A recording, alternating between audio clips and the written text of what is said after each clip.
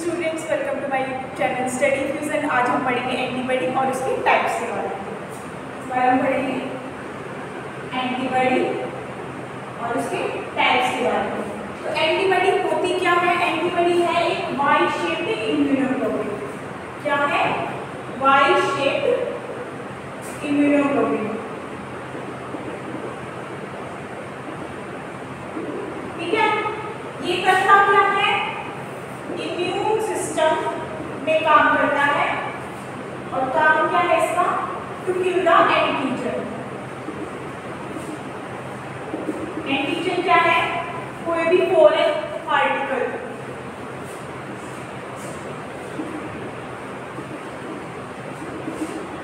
ठीक है, क्या बता रही मैं? एंटीबॉडी क्या है? एक वाई शेप्ड इम्यूनोग्लोबुलिन है जो किसमें काम करेगा? इम्यून सिस्टम में काम करेगा। और क्या करेगा? एंटीजन को किल करेगा। एंटीजन क्या है?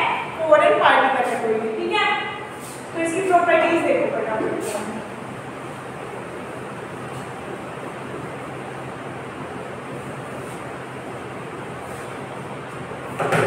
एंटीबॉडी क्या है? ग्लाइकोप्रोटीन। ग्लाइकोप्रोटीन का क्या मतलब है कि प्रोटीन के साथ कार्बोहाइड्रेट्स अटैच है। क्या अटैच है? कार्बोहाइड्रेट्स। और कार्बोहाइड्रेट्स क्या काम कर रहे हैं? इसकी प्रोटीन सॉर्टिंग, यानी उसको कहाँ जाना है, और फोल्डिंग में हेल्प कर रहे हैं। क्या? कार्बोहाइड्रेट्स। ठीक है, टेट्रामर्स के एक में मिलती है। टेट्रामर का क्या मतलब है? दो हैवी चेन मिलती है और दो लाइट चेन मिलती है। देखो अब कैसे इधर बताओ, दिख रहा है?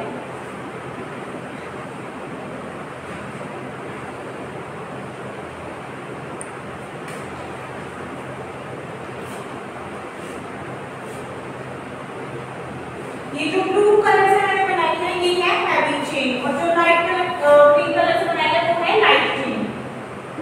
ठीक है, दिख रही है दो लाइट चेन, एक ये रही एक ये रही, एक ये हैवी चेन है, एक ये हैवी चेन है। ठीक है, 16 डाइसल्फाइड बॉन्ड मिल रहे हैं। कितने? 16 डाइसल्फाइड बॉन्ड एक एंटीबॉडी में। कैसे? एक तो यहाँ बन रहा है, दो। ठीक है, एक यहाँ है एस एस करके, एक यहाँ है एस एस करके, एक यहाँ है।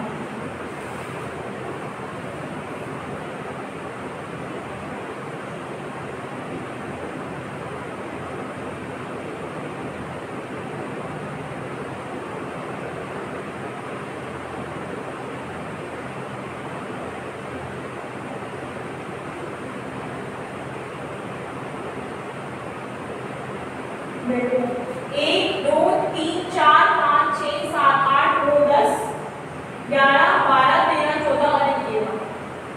ठीक है, कितने बॉन्ड बताया मैंने?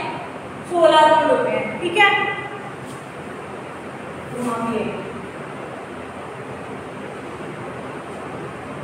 तो देखो दो लाइट चेन हो गई, दो हैवी चेन हो गई। कितने बॉन्ड हो गए? 16 बॉन्ड हो गए। अब एक जो दो ये हैवी चेन है इनमें कितने बॉन्ड होते हैं? इंट्रा चेन बॉन्ड होते हैं 14।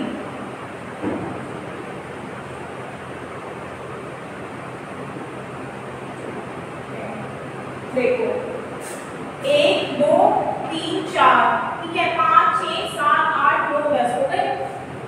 कैसे हो गए? 1 2 3 4 5 6 7 8 9 10 हो गए ना, किसमें? इंट्रा चेन में। ठीक है, अच्छा एक इसका फ्रैगमेंट्री ऊपर वाला पोर्शन है ना, इसको तो हम बोलेंगे फैब। ये है एंटीजन बाइंडिंग, यानी कि जो एंटीजन है वो यहाँ से बाइंड करेगा इस रीजन से, और जो नीचे वाला पोर्शन है वो क्रिस्टलाइज हो जाता है, इसलिए उसको हम बोलते हैं एफसी रीजन। कौन सा बताया? फैब रीजन और एफसी रीजन। दो लाइट चेन है, दो हैवी चेन है। अब लाइट चेन के बारे में देखो। लाइट चेन है ना, वो ऐसे होती है, अगर एक अल्फा है एक कापा हो सकती है। ठीक है, क्या होगा? मान लो कि ये वाली लाइट चेन है, ये लैम्डा है, तो ये वाली लाइट चेन क्या होगी? कापा होगी। ठीक है, हैवी चेन जो होती है ना,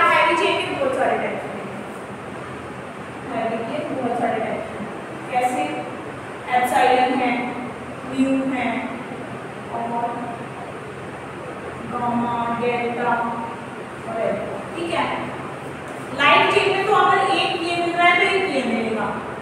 हैवी चेन में क्या हो रहा है कि अगर एक चेन एप्सिलॉन की है तो दूसरी चेन भी एप्सिलॉन की मिलेगी, यानी कि वह लाइन मिलेगी। ठीक है, अलग अलग एंटीबॉडी में अलग अलग आपको हैवी चेन मिलेगी।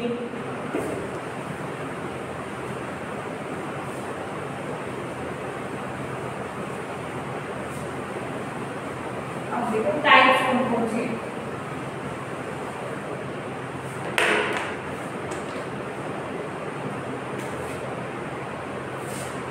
इम्यूनोग्लोबिन ए, बी, ई, जी और एम। ठीक है, ए, बी, जी, ए, डी, ई, जी और एम। ठीक है, सबसे पहले इसमें कौन कौन सी हैवी चेन मिल रही है वो देखो। इसमें मिलेगी डेल्टा, इसमें इसमें अल्फा, इसमें डेल्टा, इसमें एप्सिलॉन, इसमें गामा और इसमें म्यू। किसकी बात हो रही है? हैवी चेन की। ठीक है, उसके बाद देखो इसका मॉलिक्यूलर वेट क्या है। मॉलिक्यूलर वेट हम किसमें करते हैं? किलो डाल्टन में बताते हैं ना बेसिकली वेट को। 160 किलो डाल्टन इसका है, लेकिन ये मोनोमेरिक फॉर्म का।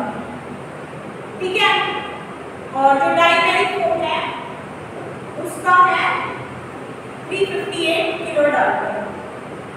डी का होता है 180 किलो डाल्टन, 200 किलो डाल्टन, 150। तो बताओ किसका सबसे ज्यादा वेट है? ये मोनोमेरिक फॉर्म का। ठीक है, और एम की जो है वो पेंटामेरिक फॉर्म में मिलती है। पेंटामेरिक मतलब 5 जो आईजीएम है वो मिलके एक एंटीबॉडी का फॉर्मेशन करते हैं, उसमें एक जे चेन में मिलती है। स्ट्रक्चर बताऊंगी जब 900 किलो डाल्टन क्या है? ये पेंटामेरिक फॉर्म का। सबसे ज्यादा किलो अगर हम मोनोमेरिक फॉर्म में देखें तो किसका है? आईजीई का है ना। और पेंटामेरिक फॉर्म के हिसाब से देखेंगे तो 900 किलो डाल्टन किसका है? आईजीएम का। आईजीएम में एक जे चेन मिलेगी।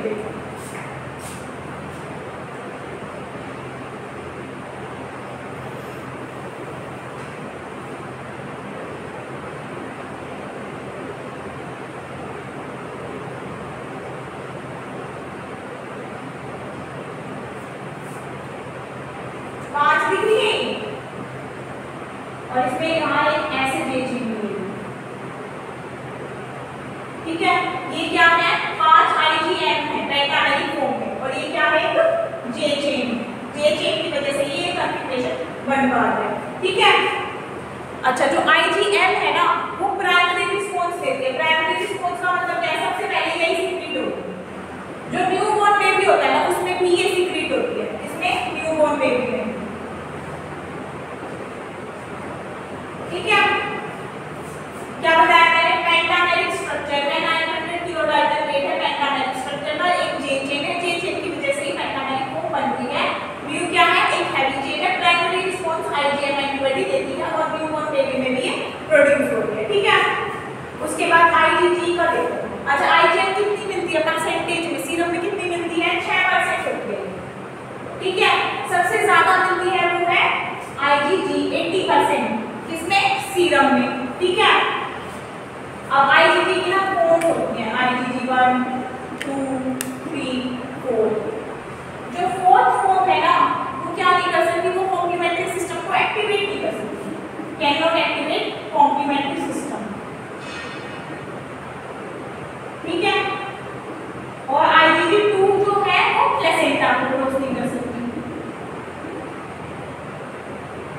ठीक है, यानी कि आईजीजी 1 2 3 4 में से आईजी1 3 4 प्लेसेंटा को क्रॉस कर सकती है। G2 प्लेसेंटा को क्रॉस नहीं कर सकती। G4 कॉम्प्लीमेंट सिस्टम को एक्टिवेट नहीं कर सकती। इसका मतलब क्या है? G1 2 3 कॉम्प्लीमेंट्री सिस्टम को एक्टिवेट करेगी, है ना। अच्छा, जैसे ये प्राइमरी रिस्पांस दे रही थी वैसे ये कौन सा रिस्पांस दे रही है? ये सेकेंडरी रिस्पांस दे रही है। ठीक है, यानी कि पहले आईजीएम सीक्रेट होगी, उसके बाद हो सकता है आईजीजी सीक्रेट हो जाए। ठीक है, अच्छा आईजीई की बात करते हैं। जैसे तो ये किसमें सीक्रेट होती है? एलर्जिक रिएक्शंस में, ठीक है, एलर्जिक रिएक्शंस में, ठीक है। अच्छा, IgM के पास कितनी एंटीजन बाइंडिंग साइट होगी? एक जो एंटीबॉडी होती है उसमें 2 एंटीजन बाइंडिंग साइट है, क्यों? ये स्ट्रक्चर है तो एक यहाँ से हो सकती है, एक यहाँ से हो सकती है। पेंटामेरिक स्ट्रक्चर का मतलब क्या है कि उसके पास 5 एंटीबॉडी है, 5 एंटीबॉडी का क्या मतलब है? 10 बाइंडिंग साइट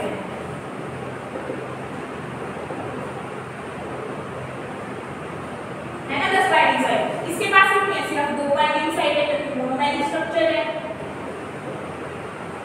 है ना।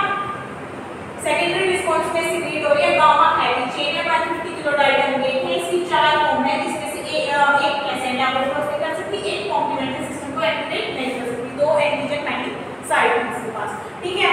IgE में क्या है? एप्सिलॉन हैवी चेन है, 200 किलो डाल्टन इसका मॉलिक्यूलर वेट है, एलर्जिक रिएक्शन में सीक्रेट हो रही है। अच्छा, क्या ये प्लेसेंटा को क्रॉस कर सकती है? नहीं कर सकती, सिर्फ IgG प्लेसेंटा को क्रॉस कर सकती है, ठीक है। अच्छा, इसमें भी कितनी एंटीजन बाइंडिंग साइट है? 2 एंटीजन बाइंडिंग साइट है, क्यों? मोनोमेरिक फॉर्म है ना।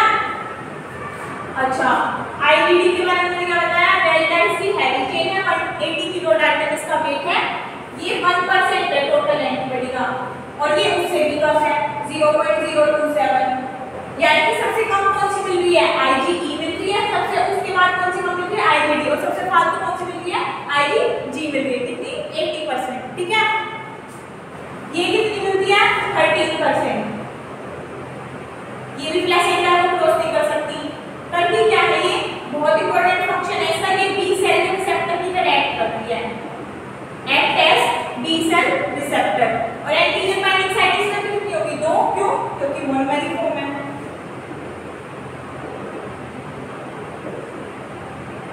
है ना।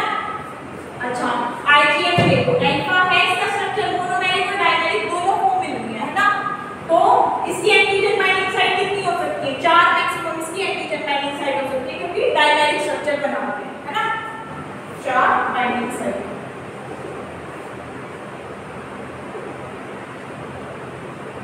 सीक्रेट कहाँ होती है? सलाइवा में, टीयर्स में, ऐसी जगह ये सीक्रेट हो गया, ठीक है। इन सब में फर्क क्या है? सबका मॉलिक्यूलर वेट अलग-अलग है ना। किसी का कोई पर्टिकुलर फंक्शन है, ये एलर्जिक रिएक्शंस में निकल रही है और प्लेसेंटा को क्रॉस नहीं कर सकती, लेकिन ये प्लेसेंटा को क्रॉस कर रही है ना। और ये क्या है? न्यूबॉर्न बेबी में भी बन रही है, यानी कि इसका इंपॉर्टेंट रोल किसमें हो गया? प्राइमरी रिस्पांस में, सबसे पहले जो सीक्रेट हो रही है उसमें हो गया, ठीक है। अच्छा, ये जैसे मैंने बताया था IgG1, 2, 3, 4 4 फॉर्म है इसकी, तो हाफ लाइफ क्या क्या है इसके?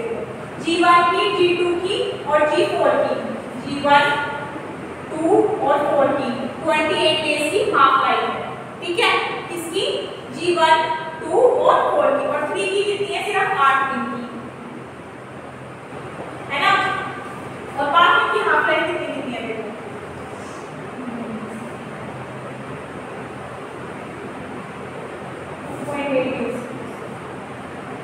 सबसे ज्यादा हाफ लाइफ इसकी है IgA की, कितनी? 5.8 डेज। उसके बाद इसकी कितनी है? 2.8 डेज है ना, इसकी 1.3 डेज और इसकी 5.1। देखो, इसकी सबसे ज्यादा एंटीजन बाइंडिंग साइट है ना, और पेंटामेरिक फॉर्म में देखें तो सबसे ज्यादा मॉलिक्यूलर वेट भी इसी का है ना। और अगर हम हाफ लाइफ देखें तो इसकी सबसे ज्यादा IgA की सबसे ज्यादा है, और बाइंडिंग साइट IgM के बाद सबसे ज्यादा किसकी है? IgA की। अच्छा, IgA की 2 फॉर्म्स होती है, मोनोमेरिक और डायमेरिक बताया ना मैंने। तो जो डायमेरिक फॉर्म है वो आपकी है सेक्रेटरी फॉर्म। सेक्रेटरी फॉर्म मतलब सलाइवा में मिल रही है, टीयर्स में मिल रही है ना। और एक है सीरम फॉर्म जो सीरम में मिल रही है। मोनोमेरिक फॉर्म कौन सी है? जो सीरम में मिल रही है, ठीक है। मोनोमेरिक फॉर्म कहाँ मिल रही है? सीरम में। और डायमेरिक फॉर्म कहाँ मिल रही है? सेक्रेटरी चीज में। सेक्रेटरी चीज जैसे कि सलाइवा, टीयर्स एक्सेट्रा, ठीक है। बता चुकी G1, G2 और G4 की एक जैसी होती है, G3 की अलग होती है ना। 20 क्रिएट और एक हो जाए। अब देखो ऑक्सीडाइजेशन का क्या प्रोसेस होता है। ऑक्सीडाइजेशन प्रोसेस होती क्या है, ऑक्सी मॉलिक्यूल जो होते हैं ना वो क्या करते हैं, कोट कर लेते हैं एंटीजन को। मान लो कि ये एंटीजन है, इसके ऊपर ऑक्सीजन मॉलिक्यूल आ गया, ठीक है, तो इसकी कोटिंग हो गई ऑक्सीजन से। अब ये मार्क हो गया, इसलिए फेगोसाइटोसिस प्रोसेस में जाने के लिए। फेगोसाइटोसिस क्या होती है, इसका पूरी की पूरी सेल एंगल्फ हो जाएगी और डिस्ट्रॉय हो जाएगी, डिग्रेडेशन हो जाएगी इसका, ठीक है। तो ऑक्सीडाइजेशन प्रोसेस कौन सी फॉर्म करती है इसकी, ठीक है, G3 करती है और G1 दोनों की इक्वल ऑक्सीडाइजेशन कैपेबिलिटी है। उसके बाद है G4 की और उसके बाद है G2 की। G1 और G3 की बराबर है, उसके बाद है G4 की और G2 की, ठीक है। ऐसे मैंने कॉम्प्लीमेंट सिस्टम बनाया था ना कि G4 स्टेट को नहीं करती, तो कौन सी करती है, G3, G1 और G2, इसलिए है ये कॉम्प्लीमेंट्री सिस्टम के लिए,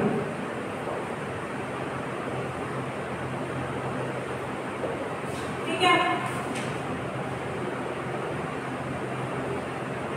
अच्छा, एक एंजाइम के बारे में बताना है, पैपेन और पैक्सिन एंजाइम, ठीक है।